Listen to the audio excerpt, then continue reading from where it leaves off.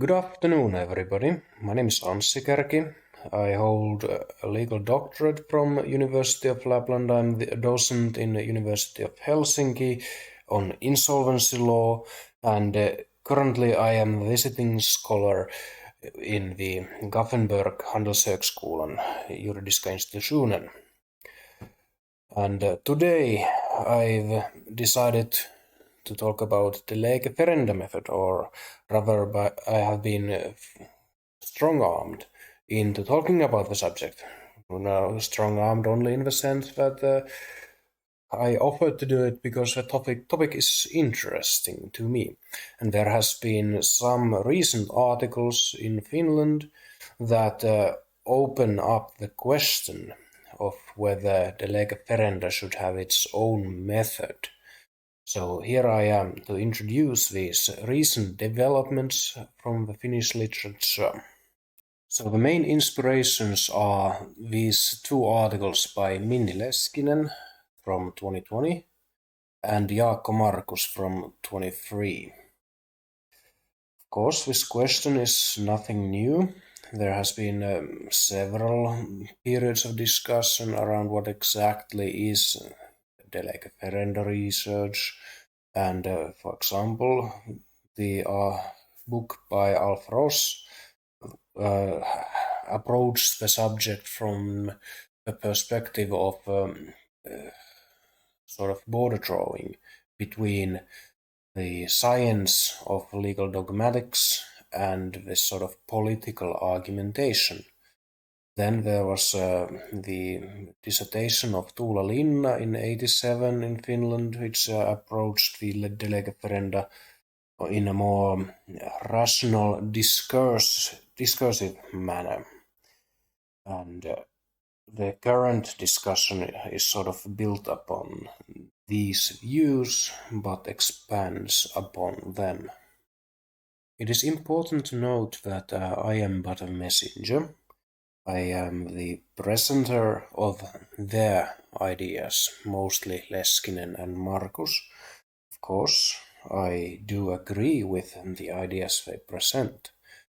If there are any errors or stupidity within the presentation here, I'm sure someone is to blame, most likely myself. And by the lege ferenda, I refer to this sort of normative argumentation, normative standpoint in legal dogmatic or legal related research. The Latin expression de lege ferenda of future law, on future law, I assume it is known among the audience, and I do not need to find an English equivalent for it. Finding one would be rather hard, so let's just use de lege ferenda, or this sort of normative legal research. And this approach is in comparison to this descriptive studies or descriptive legal research or de lege lata research. So sort of it's not interpretation of the currently valid law, but more of the argumentation as of what the law should be. So normative instead of descriptive, and if you prefer the German divination or distinction between sollen and sein, then you can also use that one also. The de lege lata approach being sein and de lege ferenda approach being sollen. And another important distinction here, we are not talking about this sort of argumentation in preparatory works. We are talking about legal scholars and research publications. Of course, they are similar, but this distinction is still important, mainly because the preparatory works, they do not even need to pretend to be scientific or that objective. They just need to fulfill the assignment that politically chosen representatives of the people have put forward for them. In a bit older depictions of de lege ferenda in legal research, this equivalation between these two has been made. So, for example, Siltala has been of the opinion that the lege ferenda research is just putting the researchers into the position of the legislator, or at least in a similar position where they forward arguments and sort of provide ready-made analysis for the legislator to actually make a law in the future. So one of the first questions I'd like to raise up is whether the de lege ferenda is a separate methodology from legal dogmatics. Traditionally, they have been sort of lumped together, where you do the dogmatic analysis and then you sort of add on some comments de lege ferenda based on your insights and the analysis you just made. So, should we understand dogmatics as only concerned with the content of the current law, sort of this narrow understanding of it, or should it include questions of other legal studies, meaning understood more broadly? For example, Frandberg here in Sweden has proposed, or at least offered empirical support that it is accepted, this more broad approach to the subject, to the question. But if dogmatics is to be understood more broadly, should it include de lege ferenda, or would de lege ferenda need its own method within legal dogmatics? Or at least would it need a theory basis? And I, myself, would argue it needs its own theory basis, because the argumentation is essentially different from what legal dogmatics usually entails. Just the subject of the argumentation and the results of the nature of the argumentation is different. You're arguing about future law, not the law as it is. So let's first set up this straw man, what we are arguing against, how things used to be done, and how the old times, though there were simpler times, there were easier times in some regard, but they weren't that stringent, objective, or, well, convincing, at least in the manner, at least regarding de lege ferenda. So the traditional argument goes that you just do de lege ferenda as part of legal dogmatics based on the analysis, perhaps the purpose behind the law, or the principles you brought up within the analysis. You can make a recommendation that the law should be changed this way or that way. Well, there are quite well justified reasonings within this sphere done in this style, but in the worst case, this sort of argumentation is only thinly veiled opinions or political views even, and I don't know about you, but I like my legal dogmatics without politics, without opinions, and without emotions. Of course, experience on this particular issue do vary. Of course, the arguments have been more nuanced in the past, and it's not this sort of a straightforward thing that I'm presenting here. Therefore, it is just the straw man. For example, there's the discussion on Ross 1966, where he deduced that the de lege ferenda recommendation is not scientific, but just something personal decision based on incommensurable criteria, meaning there is no common standard, it's something subjective. It goes beyond the legal science and steps into the area of politics. But still, it sort of allowed the legal scholar to make this sort of recommendation if it was in logical relation to the actual discourse they've been engaged in. So this sort of a logical continuum was the key to making objective the lege ferenda recommendation. So, here's the argument. You should bring method to the madness. You should provide a basis for the lege ferenda remarks. They should be justified. This does not mean you should abolish the way things were done before. You can still argue like that and just recognize it's limited in its objectivity to argue like that and know what sort of arguments you actually are making.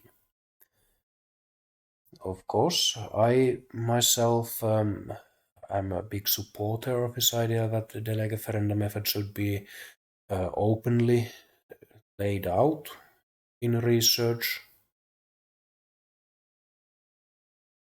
So why should it be any different from other methods who need to be openly announced at the beginning of a research?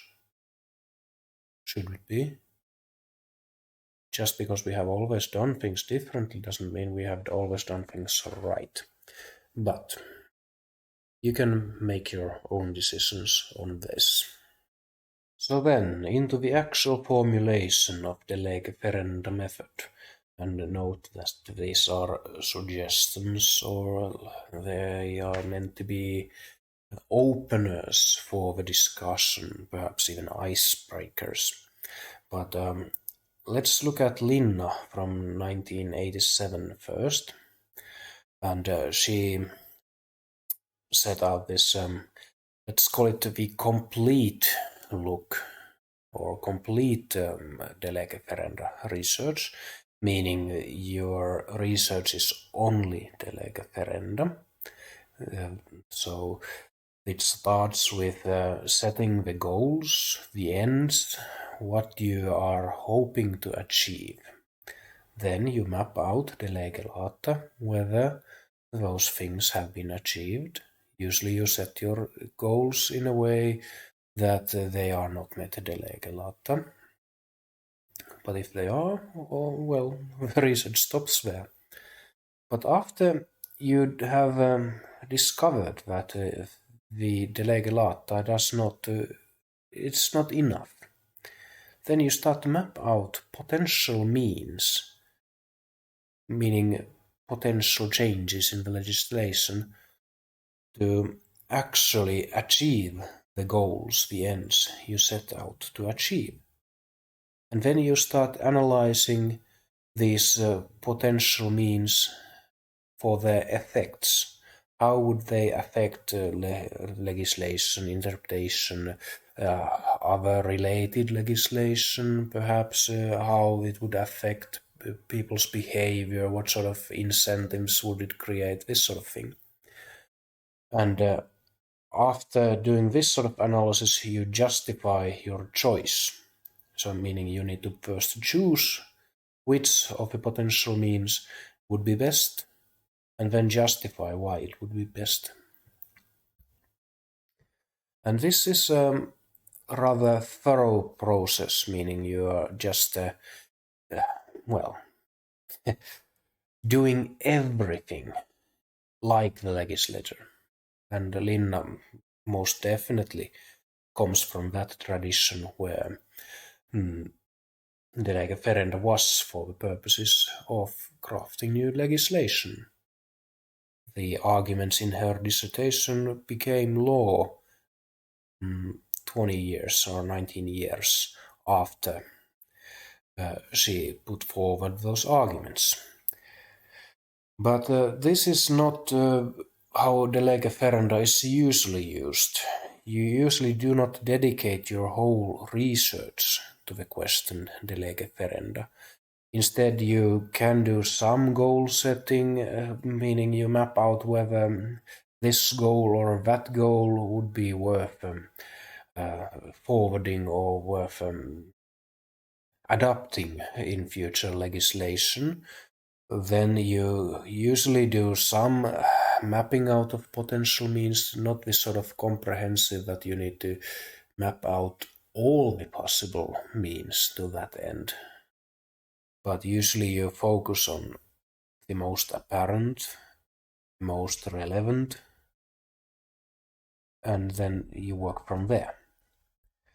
And of course, the analysis, it is not linear, and this comes from Leskinen. The analysis is not linear. When you have recognized your goal and you start to map out the means, perhaps even formulation of law, you can come across these issues that you, did not notice when you were setting your goal. So you need to go back. You need to fix it. You need to adjust for what you have just discovered. So do not strictly adhere to this formulation of it's not a hierarchical process, not linear process, it's circular. You need to refocus the research based on what you later find. Of course you know that. You've been doing research. But why should the lege ferenda arguments be exempt from this? So arguably, comprehensive de lege ferenda analysis takes into account many viewpoints, formulates many syntheses as per the means to achieve a goal. Perhaps it even argues between different sort of goals or ends and their respective ways. But ranking and evaluating those viewpoints, it's hard to do in an objective manner. Still the evaluation should be visible to the reader. For example, if you have two goals that are sort of in contradiction with one another, how do you evaluate which should be given emphasis? For example, I come from insolvency law. This sort of strict collection, or this hard collection, emphasis on creditor right to payment, their protection of property, versus debtor protection and let's say human rights, right to decent living, this sort of thing. How do you weigh these against one another? There's no objective manner to do this, but you should objectify it. So the lege ferenda, according to this view, is means goals oriented research, or goals and means, ends and means, whatever you choose. So here the researcher kind of chooses what to assume and what to problematize. So you do not need to do the entire process. As I mentioned earlier, you can focus on the means when you assume the end, and you can assume the means and focus on formulation, for example. Then, of course, if you want to focus on the goals for future legislation, that's this sort of a deeper de lege ferenda, in which you just map out what, for example, values or societal aims there are. We're forwarding and try to evaluate the importance and forward the lege ferenda argumentations from that point of view. So the lege ferenda, it's always argumentation from some viewpoint, or balancing these viewpoints. These viewpoints, they should be openly announced. So you can assume things and argue from those assumptions. Just make the assumptions underlying your argument visible. So, means to ends research. Mapping out various possible means can be done many different ways. Here are two examples. The domestic legal history and discussion around it, perhaps a political discussion around it, and then there's the practical comparison with other countries. Okay, there are a lot more. My personal favorite is this practical comparison which Mr. Bean is performing there. Of course, it has this sort of comparative research. It has its own methodology, which is a topic for another day. Hopefully, I will not be asked to give that presentation, as it would, well, employ me quite a long time. But the basis in the lege ferenda is analyzing how the means advance the goals. And basically, it's an empirical question, at heart, at least. So you sort of do this intellectual exercise where you map out how the means would affect people, would affect the legislation, interpretation of it, what sort of incentives it would create. So based on this, you can actually make some sort of educated guess as per what means would best achieve the ends that you have set out to achieve. So the lege ferenda study can, but it needs not conclude by naming some means as best. But let's look into other means or other sort of sources to look for these means. Here I call these viewpoints. Perhaps the term is ill-chosen, but you could also use perspective or even source.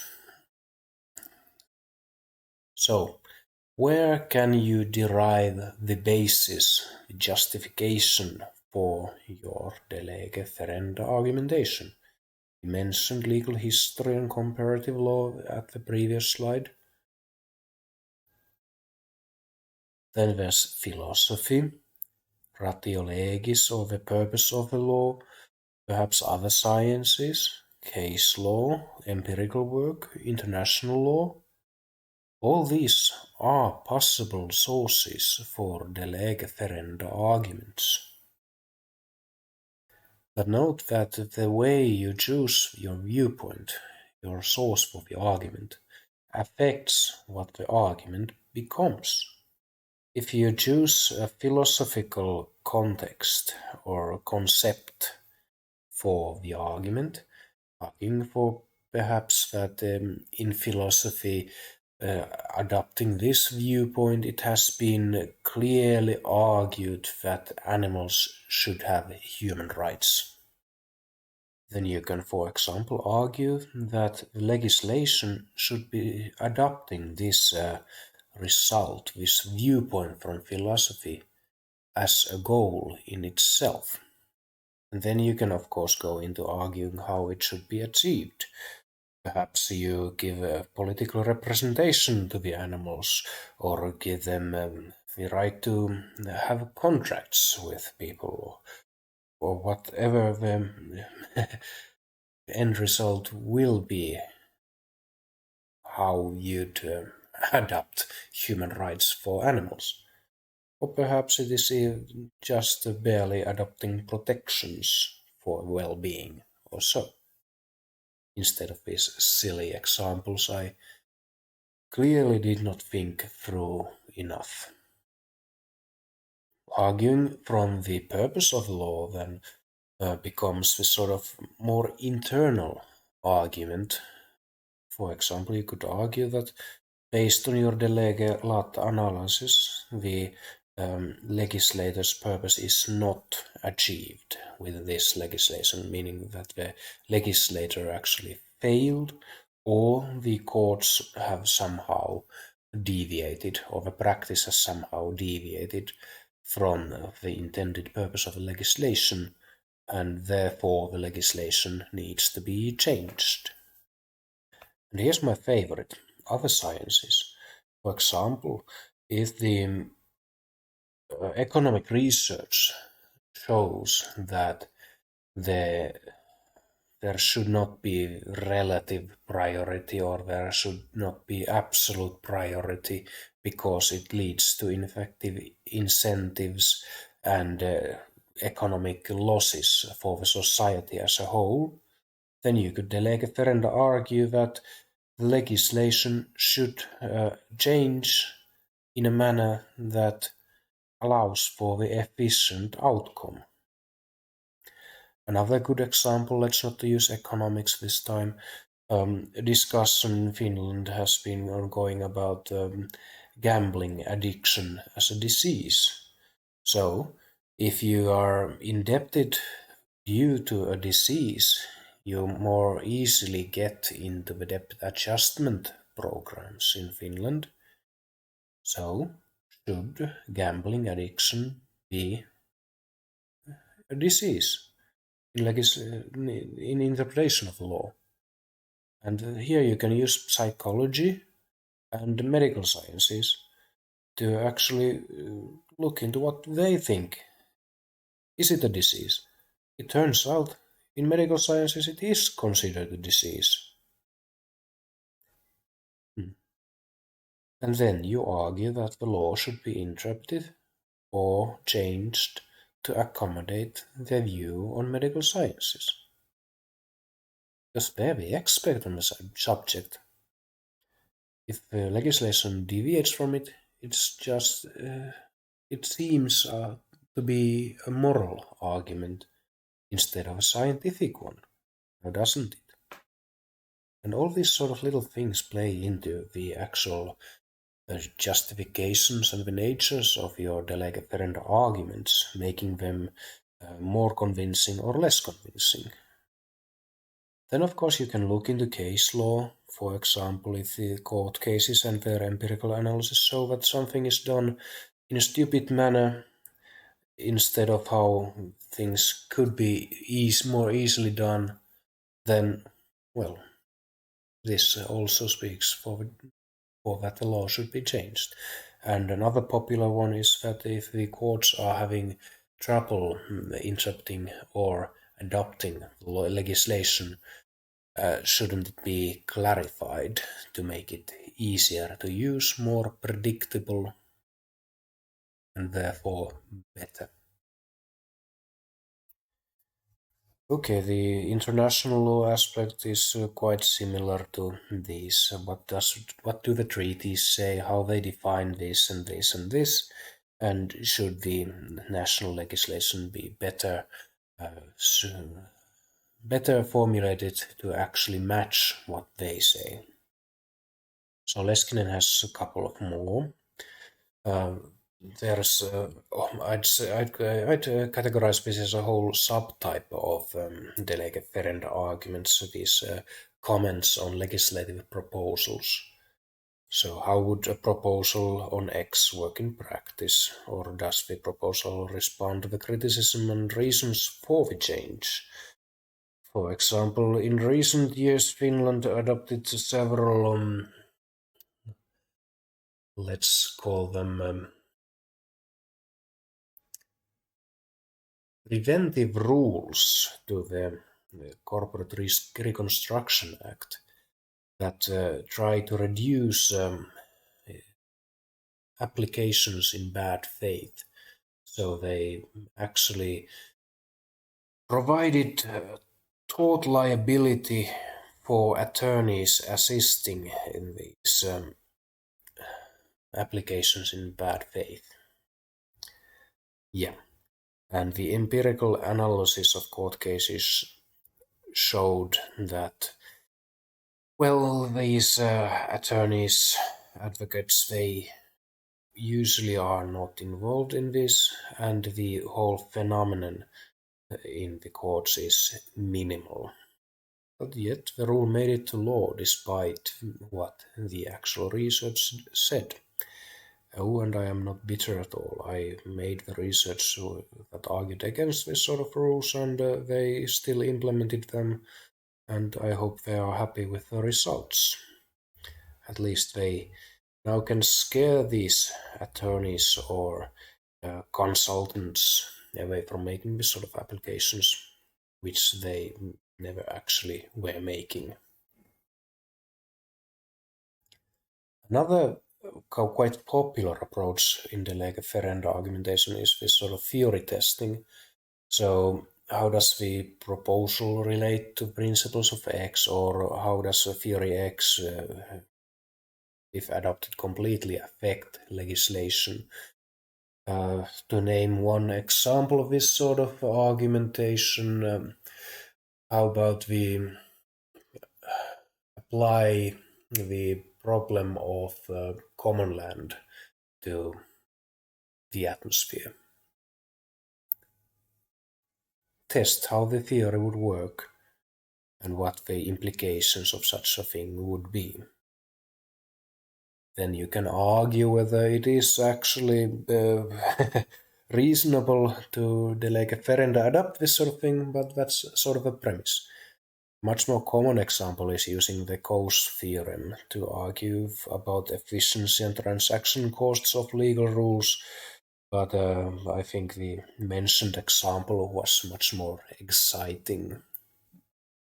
So, those were the ones Leskinen provides. I would add a few. Arguably these are readable from what Leskinen has written, but I like to make them explicit. You can use the sort of dogmatic or internal viewpoint to provide the lege ferenda arguments. For example, if a system of law X is not coherent, you propose changes that would make it coherent. Because, well, from legal dogmatics perspective, you want a coherent system. It's inherently good. And from this viewpoint, you can argue within the dogmatic approach. Then analogy is one way you can approach this from even the legal dogmatics perspective. Analogy is allowed in some cases. So if a problem X is analogous to another problem, should they be treated or interpreted the same? For example, from Finnish discussion, should insolvency or insolvent as a legal definition be understood the same in insolvency law, tax law, and company law, or even criminal law? And if there are differences, could it be argued de lege ferenda that these differences should be, well, eliminated, because a coherent system, even, well, between legal fields, is a good thing inherently, unless the realities demand otherwise, of course. Then, of course, you can use empirical research, but then be mindful what sort of empirical research do you do.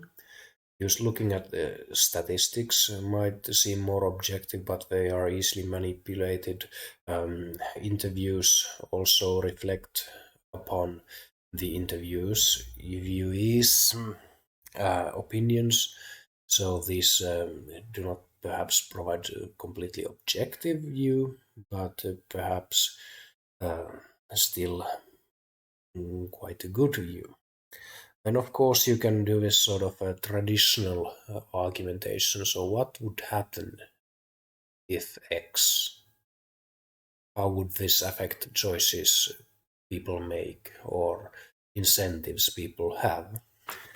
So you could perhaps make guesses as per how would changes in law, well, make people behave. For example, should termination of employment require justified and compelling reasons, or is just justified reasons enough? This is a big argument in Finland currently, because the current government is getting rid of the compelling part of that test. And some argue it has no effect because, well, justified means just the same as justified and compelling. whereas the government intends that it will lower the threshold for termination.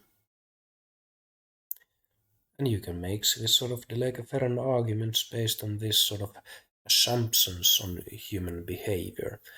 And the term there, and I will definitely butcher this one, the term Steuerungslehre, meaning this sort of controlling or guiding functions of the law as basis for this sort of argumentation line. Let's look into a more practical view of this for the last part of this presentation. So in his research, Jaakko Markus has recognized this sort of 9 key factors or 9 key decisions you need to make in the de lege ferenda research. So the first one is the prelude, whether to use de lege ferenda at all and how deep can I go into de lege ferenda. But after recognizing these goals and their relative value, it's just to the second part is recognizing goals and their relative value, and then to whether to accept the status quo or question it. Should I question the goals, the ends? Should I question the means? So do I argue for these goals or do I argue for the mean?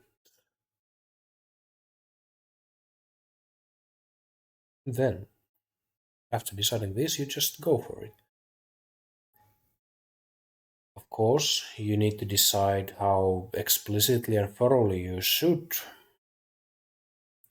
do this questioning, how thoroughly you should justify and reason your stance on this.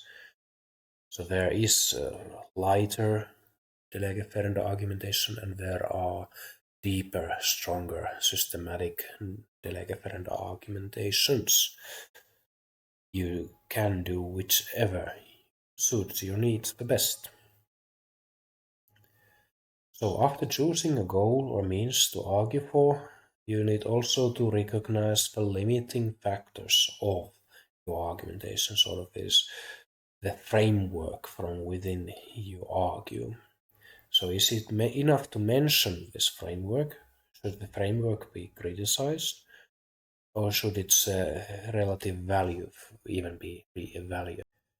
And I realize I've been using the term framework here, but it boils down to the same thing as the viewpoints, perspectives, the sources I earlier cited, because choosing one of them sort of ties you to certain preconceptions and limitations what can be achieved.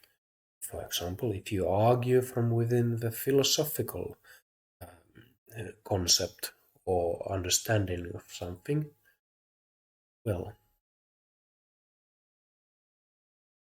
and forgive me for asking this, what's the use of philosophy?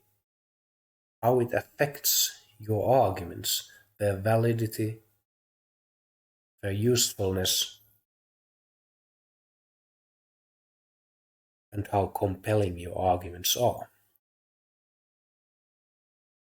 Then, of course, the practical question of should you address one or several de lege ferenda problems. Usually people sort of stumble upon these de lege ferenda problems when they have performed the actual legal analysis or other scientific analysis they are otherwise hoping to perform. But sometimes you build the questions for your research to be de lege ferenda from the beginning to the end. Then you need to choose whether to map out some or one or possibly all means to the end, to the goal you have identified or chosen, All of these are valid choices. Sometimes critique of one is well placed even without providing alternatives. For example, if you are commenting de lege ferenda on some proposition for law, then you might simply provide criticism for that, to say that you are doing a stupid thing. You shouldn't be doing a stupid thing. But you are under no obligation to provide an alternative. Of course, it might be more compelling if you do provide an alternative that is less stupid than the stupid thing they are doing. But it does not mean your criticism for the stupid thing becomes invalid if you do not provide an alternative. And back to the viewpoints I earlier mentioned, how to choose one. Well, preference. What do you want to argue for? But of course, more often than not, the others are relevant and some are not.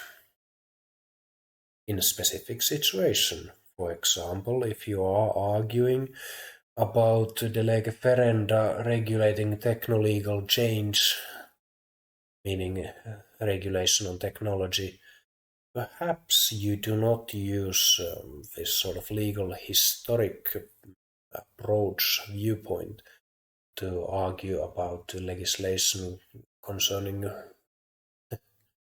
telephone lines, for example, if it's about big data, the actual research question.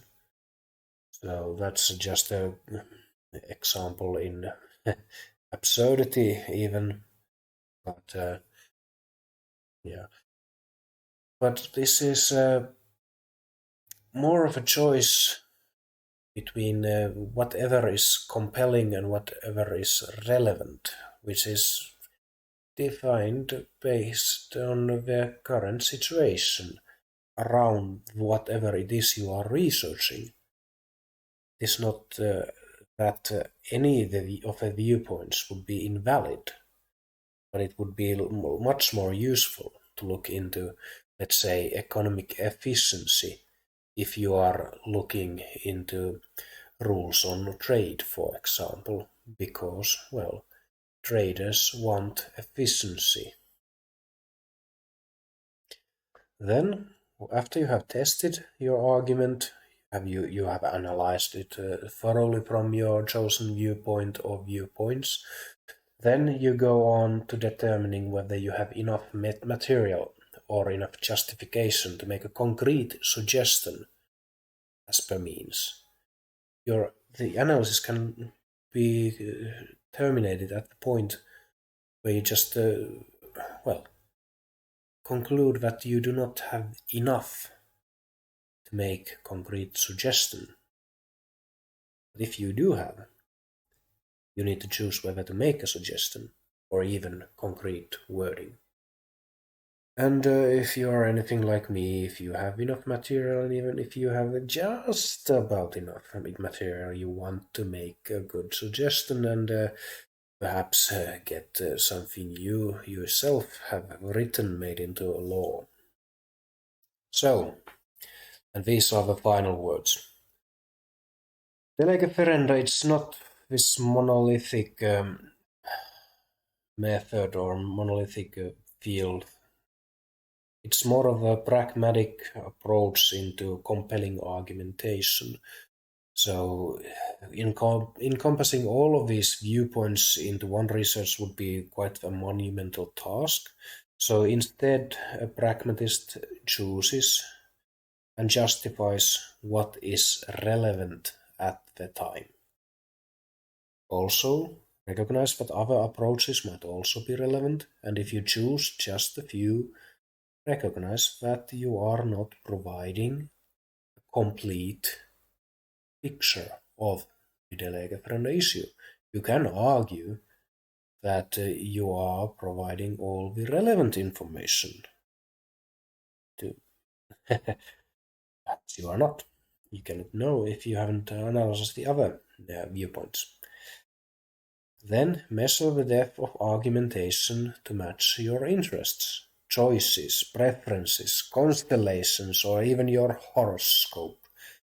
Meaning, whatever is arguably or justifiably relevant at the time based on the nature of the argument or phenomenon. Based on this, choose the viewpoint. Choose how deep you need to argue there.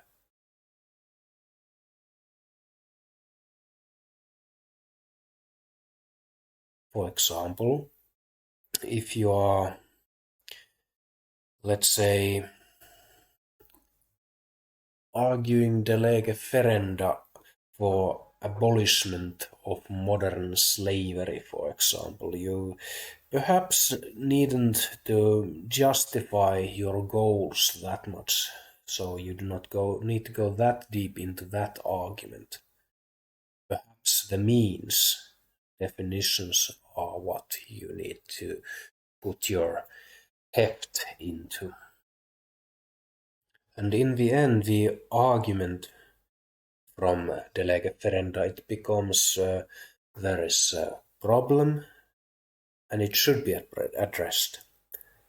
The current law does not address the problem, but de lege ferenda it should. The problem has these aspects that need to be addressed, de lege ferenda. From these perspectives, this is how law should be. And even law on X should be worded like this. So these are all possible conclusions, possible de lege ferenda arguments. And again, you can choose which of these do you pursue. You do not need to accomplish all of these. And let me conclude on what the argument is not. It's not, this is how it should be. You need to be more careful. The argument becomes, from this perspective, it would be reasonable that the law should be like this. So, thank you for your attention, and well, if there are any questions or need for additional material, please do not hesitate to contact me.